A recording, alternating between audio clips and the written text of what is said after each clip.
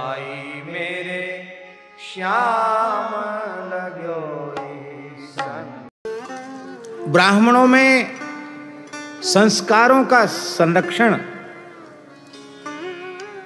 विप्रत्व का संरक्षण अत्यंत अत्यंत आवश्यक है।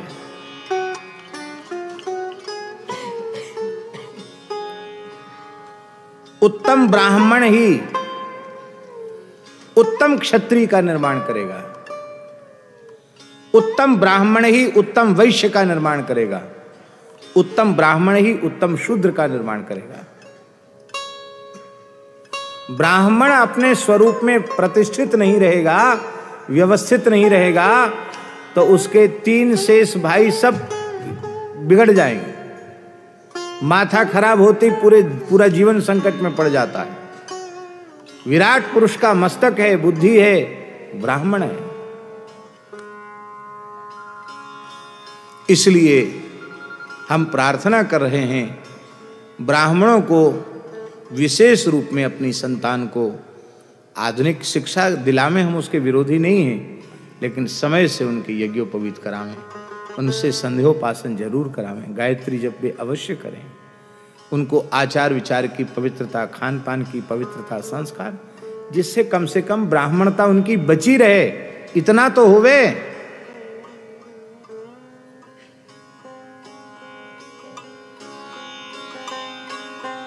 वैश्यों में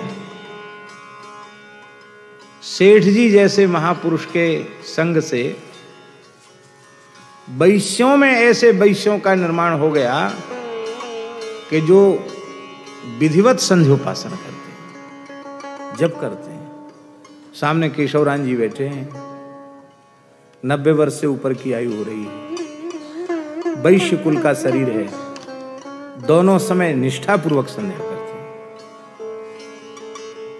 ये उन महापुरुषों के संग का प्रभाव है। ये महापुरुषों के संग का प्रभाव है।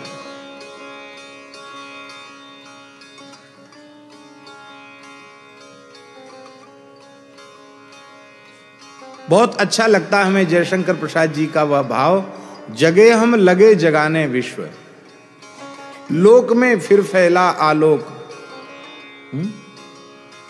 और क्या है? जगे हम लगे जगाने विश्व, लोक में फिर फैला आलोक, मोहतम पुंज हुआ तब नाश, अखिल संस्कृति हो उठी अशोक।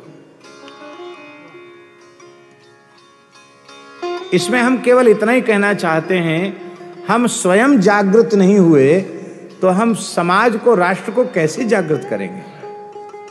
हम स्वयं जागृत होंगे। जिन्हें यज्ञोपवीत धारण करने का, संध्योपासन का वैदिक अधिकार प्राप्त है, उन द्विजातियों को, ब्राह्मणों को, क्षत्रियों को, वैश्यों को समय से अपने बालकों के संस्कार अवश्य कराने चाहिए। भगवान ने स्कूल में जन्म दिया कि आप चोटी रख सकते, जनेऊ धारण कर सकते हो, संध्या कर सकते हो, फिर भी आप नहीं कर रहे हो।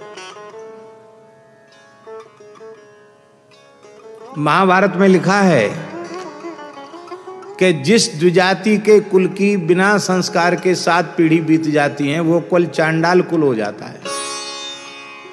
अभी 7 पीढ़ियां नहीं बीती, अभी भी समझ जाओ। अब वैश्य और क्षत्रिय और वैश्य, इनके संस्कार विलुप्त तो क्यों हुए? बहुत ध्यान से सुने। बात तो ऐसी चिटपटी लगेगी, मिर्ची जैसी लगेगी, उसका कारण हम हैं।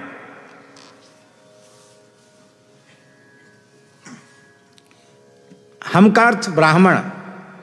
हमने संस्कारों की उपेक्षा की तो क्षत्रियों में संस्कारों की उपेक्षा होगी, वैश्यों में संस्कारों की उपेक्षा होगी।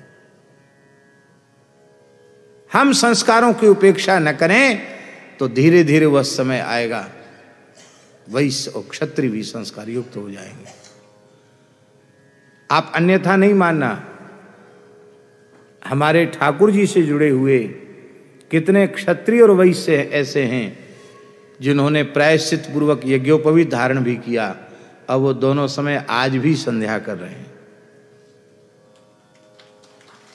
हमने तो नहीं कहा, हम कभी किसी को कहते नहीं कि तुम ऐसा करो।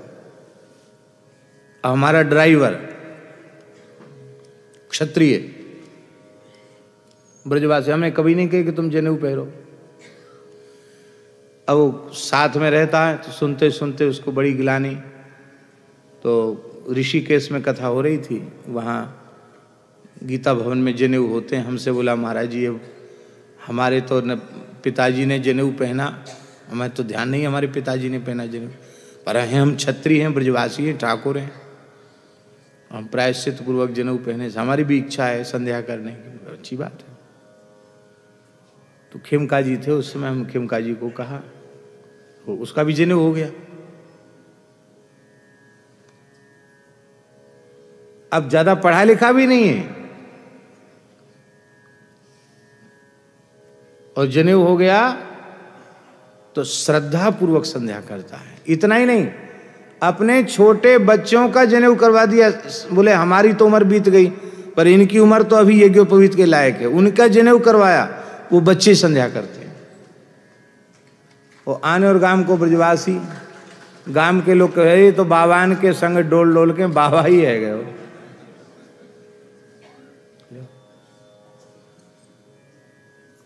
संग का प्रभाव पड़ता है।